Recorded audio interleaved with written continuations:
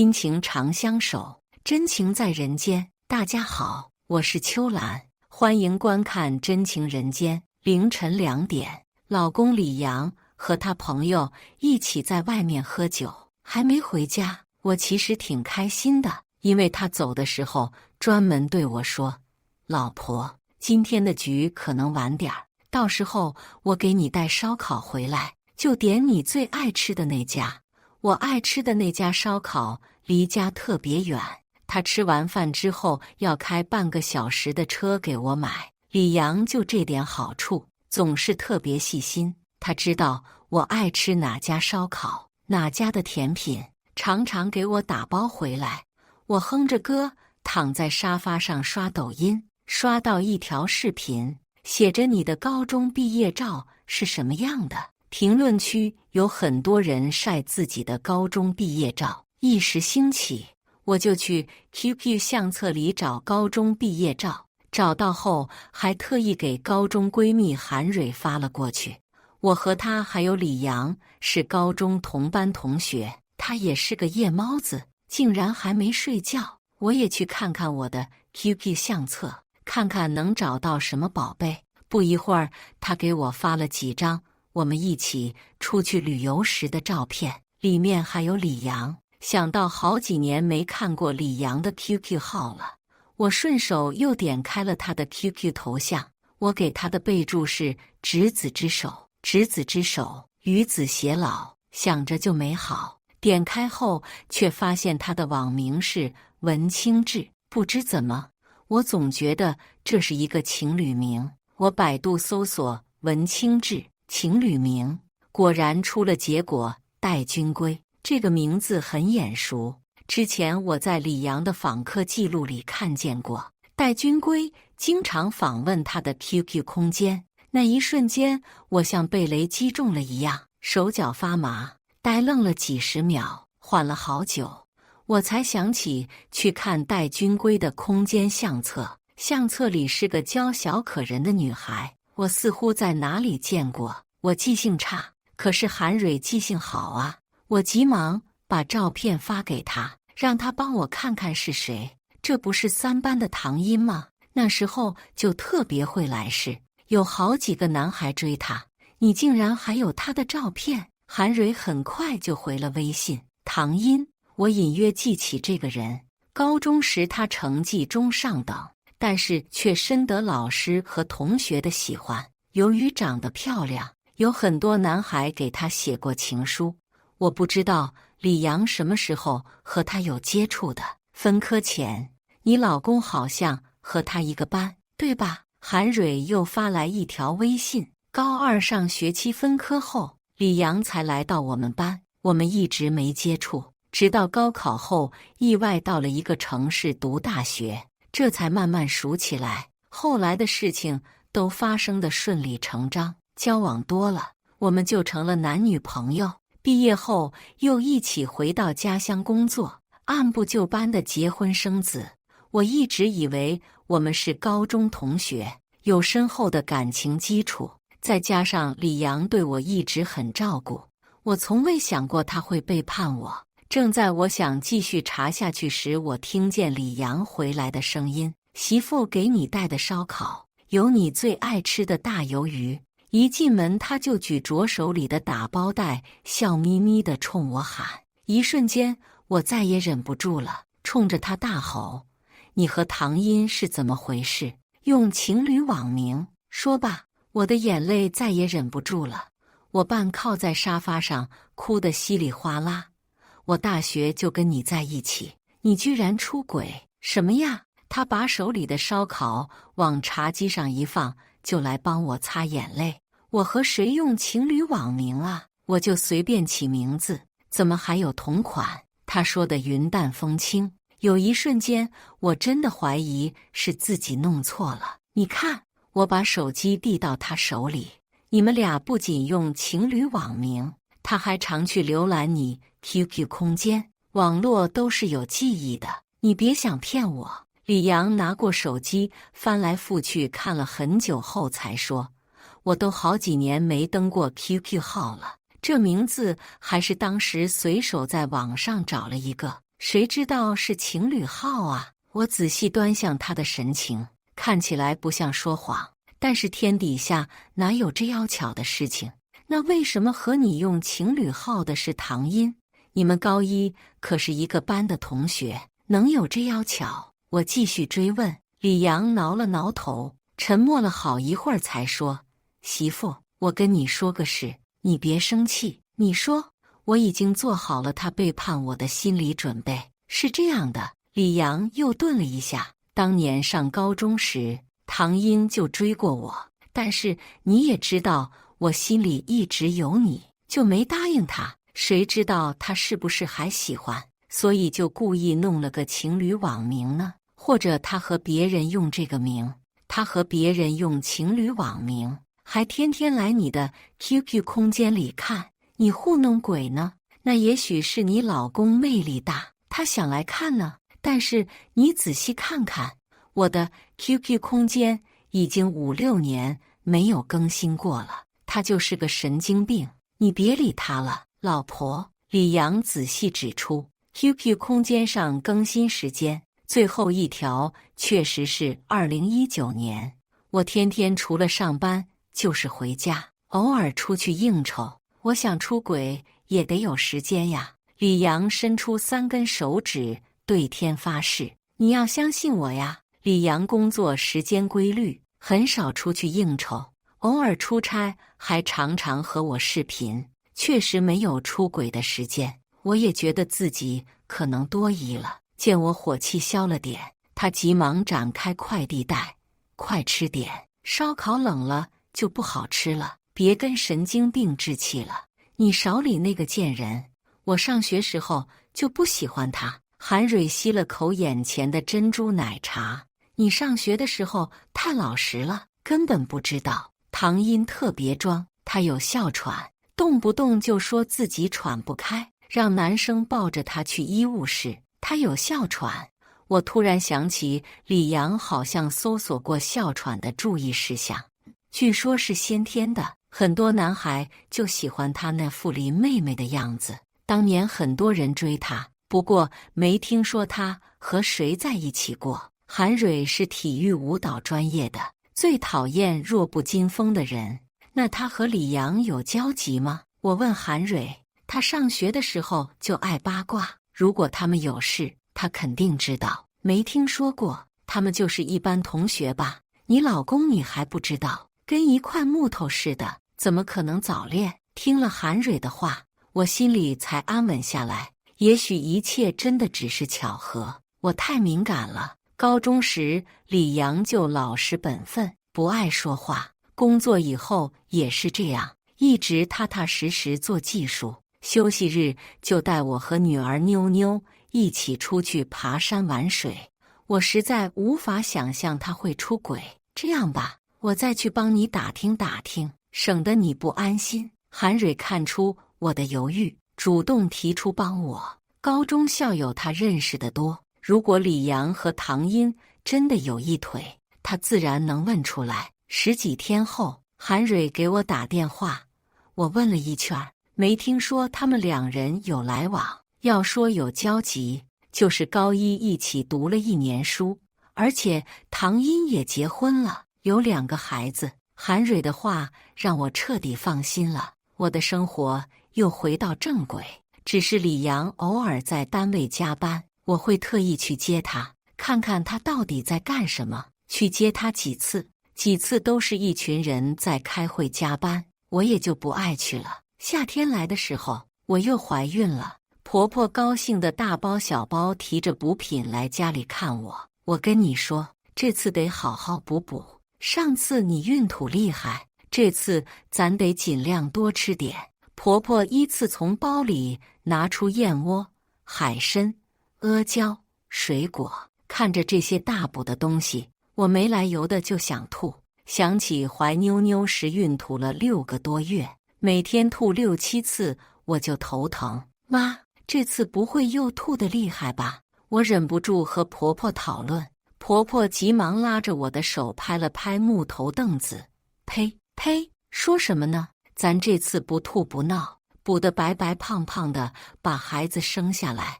听了婆婆的话，我心里一暖。从嫁给李阳开始，婆婆一直对我很好。第一次生孩子也是婆婆跟着忙东忙西，我就是有点担心。上一次吐怕了，怀妞妞时，我常常吐的胆汁都出来了，什么都吃不进去。没事儿，你身体底子好，不会有问题的。我和你说，最怕的就是那种有先天性疾病的，生孩子才是个大坎。婆婆一句话激出我一身冷汗。婆婆是护士，一辈子最在乎的就是身体健康，说话做事都爱图好兆头。我刚怀孕，她怎么会无缘无故想起先天性疾病？我突然想到唐英的哮喘，她如果和李阳在一起，婆婆一定不会同意的。他们会不会曾经是恋人，被婆婆强制分手了？妈，谁有先天性的病啊？我试探着问了一句。婆婆愣了几秒才说，我在医院里见得多了，你刚怀孕可别想这些有的没的。她眼神闪烁，显然想隐瞒些什么，直到从婆婆嘴里也问不出什么。我也不再纠缠，只是又看了一遍李阳的 QQ 空间，还和上次一样。当时李阳说唐英暗恋他，所以才频繁来看他的 QQ 空间。但是我感觉事情没那么简单。婆婆走后，我越想越不对劲，就一直坐在沙发上等李阳回家。加完班，他回家已经6点半了，天都黑了，怎么不开灯？不舒服吗？李阳打开灯问我，却看见我一脸眼泪。你怎么了？他急忙冲过来抱紧我，边拍边安慰，是不是不舒服？我们去医院吧。你和唐英到底是什么关系？我挣脱开他的怀抱。你今天要是不跟我说清楚，我们就离婚吧。你又瞎胡闹什么呢？跟你说了，我和他之间什么关系都没有。李阳生气了，起身把外套脱了扔在地上。外套落地前扫掉了茶几上的杯子，发出巨大的声音，飞溅的玻璃渣也划破了我的手。滴溜溜滚下来一个东西，是女人的口红。我冷笑了一声，忍着疼又问了一句，证据都有了，你们到底是什么关系？孙云云，你闹够了没有？她越来越生气，我只能炸她说，妈都和我说了，你们以前在一起。李阳不承认，我只能炸他一下。如果他真的曾经和唐英恋爱，他自然会露馅。果然，李阳愣了一下，接着蹲在我面前，老婆，那都是很久之前的事了，我们早就分手了。高中时候，老师查早恋就分了。那你为什么不告诉我，反而说是他暗恋你？我生气的不是他曾经和唐英谈过恋爱，而是他对我说谎。我无法判断他对我说的话，哪句是真的，哪句是假的。我对他的信任全部崩塌。我不就是怕你生气，所以才不敢告诉你吗？李阳蹲在我面前，眼巴巴地看着我。我以前特别喜欢他示弱的这种眼神，总让我有一种保护欲。但是现在，我看着他假惺惺的样子，就觉得恶心。你为什么要骗我？我一拳拳地打在他身上，他不敢反抗，只是摁着我的手一遍遍说：“小心孩子，小心孩子。”这时我才想到自己肚子里的孩子，他才1个多月啊！你对得起我，对得起孩子吗？我嚎啕大哭。你连这点事都骗我，我怎么知道你到底是不是出轨了？你们现在是不是还在一起呢？没有，我们早就分手了。那你们用情侣网名？我歇斯底里地冲他大喊。前几年我们刚回老家工作时，他说想和我复合，我鬼迷心窍，就和他接触了一段。后来我想和他断了，就再也没登过那个 QQ 号。在我的不断追问下，李阳终于承认，我们婚前他曾经劈腿和唐英在一起。也就是说，我们结婚前几个月你还和唐英在一起，但是我们没1个月就分了。老婆，我知道错了，你原谅我吧。而且事情都过去那么多年了，咱们孩子都那么大了，你别生气了好不好？李阳在我面前不停地道歉，我却一句话也不想多说。想到孩子们，我离婚的念头又淡了许多。孩子们是无辜的，我真的要让他们没了爸爸吗？而且我真的能一个人养好2个孩子吗？我推开李阳，来到妞妞的小卧室，在她身边躺下。李阳追过来，大气不敢出地站在一边。我累了，我要睡了，明天再说吧。折腾了一天，我肚子疼，头疼，感觉身体都不是我自己的了。我只有好好休息，养足精神，才知道下一步怎么办。我不断对自己说：快睡吧，快睡吧。可是怎么也睡不着。我听着女儿的呼吸，看着远方的天空渐渐亮起来。起床时，我看见李阳站在妞妞卧室门口。媳妇，这是我的保证书，你就原谅我吧。我扫了一眼他递过来的纸，上面写着保证绝不和唐英再联系，如果联系，家里的所有财产都归我。我没说什么，只是机械地把保证书叠好，放进抽屉里。媳妇，你就原谅我吧，就算是为了孩子。李阳帮我挤好牙膏，倒好洗脸水，桌上还放着他做好的早餐。我必须承认，如果没有这件事情，李阳真的是一个好丈夫。李阳上班后，我一遍遍告诉自己，那都是以前的事情，我不能抓着他过去的错误不放。毕竟那时候我们还没结婚，他想做选择也是对的，而且孩子不能没有爸爸，我应该原谅他。我尝试忘记这件事情，日子也一天天地往下过。李阳比以前对我更好了，每个月陪我去产检，还会买各种礼物送给我。但是我依旧不放心，时不时会半夜爬起来查李阳的手机，从微信到抖音，再到 QQ 和通话记录，都没有任何异常记录。人这一辈子很长，谁在婚姻中不会有1、2个离开的念头呢？只要婚后他没出轨，我们就能好好过下去。你打算原谅他了？韩蕊知道这事之后，特意来家里看我。我都2个孩子了，我总不能因为过去的事情让孩子没了爹吧？我笑着给韩蕊倒了杯水。韩蕊看我如此释怀，她也不再着急，只要你想好了就行，不管你做什么决定，我都支持你。放心吧，我能想开，6年前的事情了，就让它过去吧。韩蕊搂着我，幸好你有个大心脏。我还特意去弄了唐英的电话号码，本来想给你的，现在看来也用不着了。我犹豫了许久，在韩蕊临走前对她说：号码给我吧，只有彻彻底底证明他们之间没有关系，我那颗悬着的心才能真正放下来。晚上我趁李阳睡着了，在他的微信上用这个手机号搜索，出现了一个卡通图案的微信号月。我像掉进了冰窟窿里，浑身发抖。我知道李阳的微信名是奔月，月和奔月又是情侣名，他们爱得死去活来，恨不得在所有地方都暗戳戳秀恩爱。只有我像个傻子一样被李阳骗来骗去。李阳一直说他直男，搞不出仪式感，我也相信了。但是实际上他也是浪漫的人啊，只是浪漫的对象不是我。我一脚把他从床上踹下去。李阳，你给我滚起来，睁大你的狗眼看看，谁是月？唐英是吗？你想奔赴他身边，干嘛要和我在一起？你还是人吗？你从来没爱过我吧？还让我给你生儿育女，让我照顾你父母，你王八蛋！李阳猛然从床下爬起来，迷迷瞪瞪望着我。大半夜你不睡觉，又发什么疯？你有毛病吧？天天疑神疑鬼，做天做地，你到底想干嘛？他根本没听清我说的话，起来就对我把手机塞到他手里。李阳，你要是早说你心里还有你白月光，我也敬你是条汉子。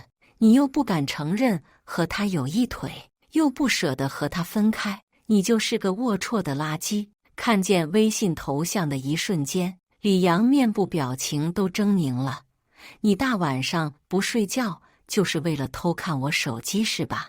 我微信好友里有个女的，怎么了？这是唐音的微信号，李阳，这是唐音的微信号，你们俩用情侣微信名、QQ 名，你还说你们没一腿，少糊弄我了！我生气地把床头柜上所有的东西都砸到地上，巨大的响声惊动了在隔壁睡觉的妞妞。她揉着眼睛走到我们房间，爸爸妈妈，你们干什么呢？好大的声音，吓死我了！看着妞妞惊恐的眼神，我急忙安抚她，没事，妈妈不小心碰着床头柜了，上面的东西掉在地上了。我安抚了妞妞很久，她才慢慢睡着。李阳从我手里接过她，缓缓把她放到儿童床上。她睡着了，咱们也睡吧。李阳避重就轻地想要上床睡觉，却被我一下拦住。今天你要是不把事情说清楚，咱们谁都别睡了。你和唐音是不是有一腿？没有，我平时和他不联系。不信你看聊天记录啊，他早把聊天记录删除了，我什么都查不到，我没有证据。说什么李阳都不承认，他只承认自己逢年过节会和唐音发个微信，别的什么都没有。至于情侣名什么的，都是巧合。李阳，你真当我是傻子呢？我气不打一处来。你现在说清楚，咱们还有可能好好过下去。你要是还把我当傻子，咱们趁早离婚，见实在糊弄不过去。李阳才说，我确实和他见过面，但是再也没有别的了。他也结婚有孩子了。至于情侣名，只是我们彼此都觉得遗憾，所以才会这样的。他把手机递给我，让我查了他们的转账记录，美团、淘宝。其实我也知道，李阳上班回家的时间卡得死死的，想要出轨真的没时间。然而就在我想把手机还给他的瞬间，我看见了唐音朋友圈的一张照片，照片里有只涂着指甲油的手里拿着一杯咖啡，配文咖啡和工作最大，又是加班的一天。最重要的是，图片的背景正是李阳公司的大楼。原来李阳和他在一座大楼上班，他们约会完全可以用午休时间，根本不耽误他晚上回来扮演模范丈夫。我疯了一样翻遍了唐音的朋友圈，终于发现他有一套小公寓就在李阳公司附近，他们约会肯定就在那里。我痛苦地把手机摔到李阳身上，你们就在同事的眼皮子底下偷情，就不怕被大家发现吗？丢人现眼，你恶心，你无耻！我们明天就去离婚，我再也没办法和你一起生活了。我看见你就恶心，眼看证据确凿，李阳再也没办法狡辩，他一下跪在我面前，老婆，都是我的错，我保证我和他断了联系，我现在就拉黑他，我求求你了，老婆，你原谅我吧。我第一次问你的时候，你为什么撒谎？你天天就知道骗我，你王八蛋！我把床上的枕头、被子一股脑都砸到他身上，我情绪激动，几次差点摔倒。李阳怕我出事，一直伸手想要扶住我，我甩开他的手，一脚踢过去，他躲开的瞬间，头正好撞到了我的腰，我一下子倒在床上，肚子像被刀割一样疼。李阳，我肚子疼，快送我去医院！我疼得面目狰狞，一把握住李阳的手，快点去救孩子！他抱起我就往医院狂奔。去的路上还给婆婆打电话，让她到家里来照顾妞妞。随着我肚子越来越疼，我在心里祈祷，孩子，你一定要好好的，只要你好好的，让妈妈做什么都行。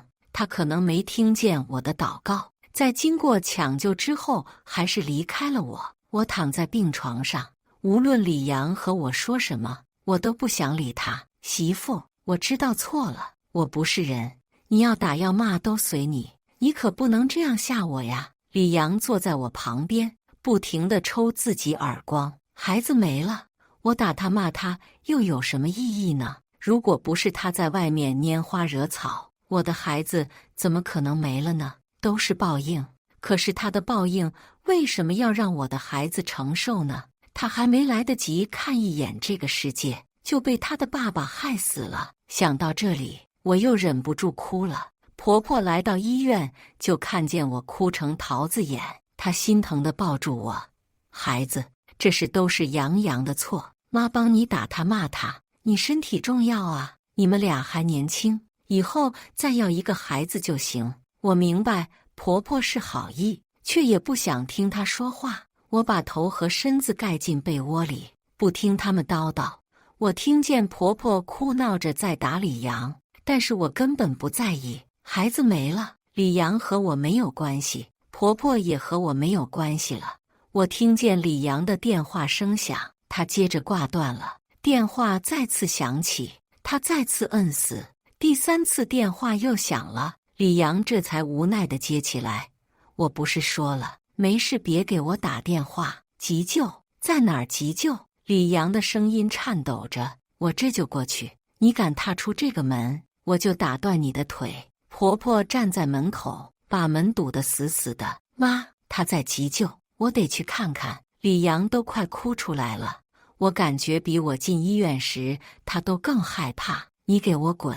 我把手上能拿到的东西都砸向他，他冲过来求我，我就去看他一眼。他没事了我就回来，你想去看谁就去看谁。从此以后，我们再没有1毛钱的关系。既然已经决定离开，那我就要走得利利索索，绝不拖泥带水。心不在我身上的男人不能留。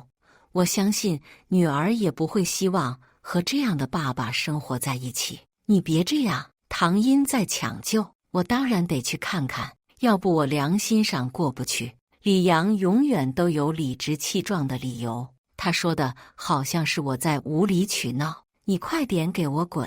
说完，我背过身，再也不理他。李阳又冲过来，想对我说什么，却被赶来的韩蕊一把拉开。没听见他让你滚吗？死皮赖脸的赖在这干嘛？韩蕊手劲儿大，李阳被他拽了一个踉跄，他面子上挂不住，灰溜溜的走了。我再也忍不住，抱着韩蕊大哭起来。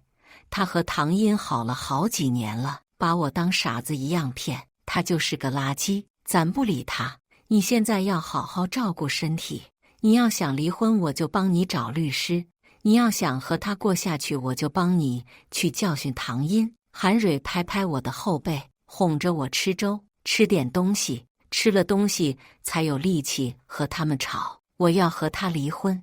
我把手机里所有的资料都发给韩蕊，你帮我找个律师，我要快点和他离。不能离婚啊！我让李阳来给你赔礼道歉，我替你管着他，他要再做对不起你的事情，我打断他的腿。一听我要离婚，婆婆的脸色都变了。妈，都这样了，你觉得我还能和他过下去吗？你说再多都没有用了，我已经下定决心要和他离了。婆婆还想说什么，却被韩蕊瞪了一眼。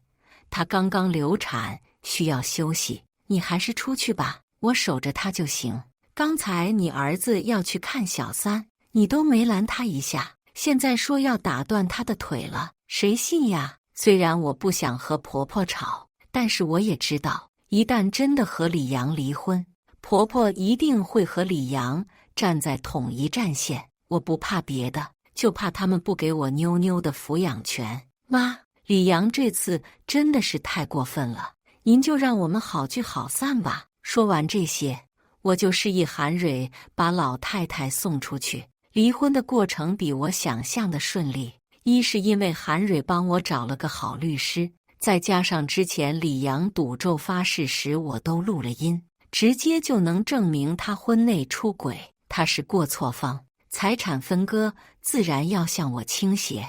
二是唐英早就已经离婚了，她一直处心积虑想要嫁给李阳，现在我主动提出离婚，他自然要劝李阳接受。说起来，我还得感谢他，要不是他心心念念抢别人老公，我还不知道李阳居然是这样的人。3个人的爱情太挤，我成全他们这对狗男女。至于妞妞的抚养权，婆婆本来死活不肯给我，但是李阳却松了口。婆婆在反对时，她又哭又闹，在她的坚持下，婆婆只能点头放弃。经过2个多月的纠缠，我终于带着女儿离开了李家。后来我才知道，是唐英逼着李阳放弃了孩子的抚养权，他们想要双宿双飞，我也管不着。但是我的孩子该有的抚养费1分也不能少。离婚后，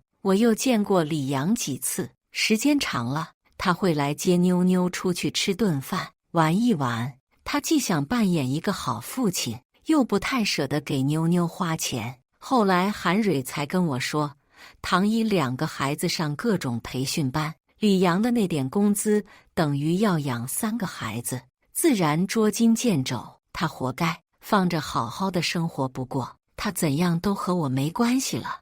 我现在要做的就是尽快找份工作，支撑起我和妞妞的生活。虽然离婚时我分了车房和一定的存款，但是也不能坐吃山空。3个月后，我到了一个围棋教培机构做前台，收入虽然不太多，但是足够我和妞妞好好的生活。有时妞妞还会想起爸爸，也会问我和爸爸为什么分开。我总是笑着跟她说，爸爸和妈妈不能在一起了，但是你还是爸爸的妞妞，不管我们以后怎么样，你都要开心健康的长大。上班时，我没事也会听老师们讲围棋课。后来，我不仅是公司前台，还帮忙做助教，给低年级的小朋友讲一些基础内容，工资渐渐高了，日子也比之前好了许多。